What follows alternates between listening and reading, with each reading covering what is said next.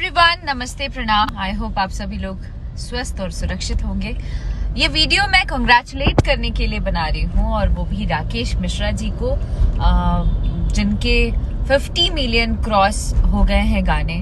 और एक गाना एंड उसके अलावा और भी बहुत सारे गाने जो कि बहुत ही तेजी से ग्रो कर रहे हैं और बहुत अच्छे व्यूज जा रहे हैं। उसके लिए तहे दिल से शुभकामनाएं देती हूँ और कंग्रेचुलेट भी करती हूँ कि ईश्वर करे आप अपने मेहनत के दम पर खूब आगे बढ़ते जाएं, खूब तरक्की करें और सिर्फ 50 मिलियन नहीं, 100 मिलियन नहीं, 200 मिलियन नहीं, 1000 मिलियन क्रॉस करते रहिए और आए दिन हिट पे हिट देते जाइए।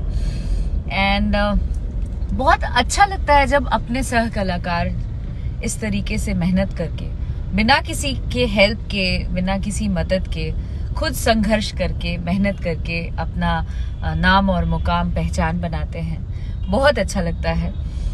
दिल से ढेर सारी शुभकामनाएं देना चाहती हूँ फिर से कि आप खूब तरक्की करें और मेहनत करें और आगे बढ़ें। Thank you very much.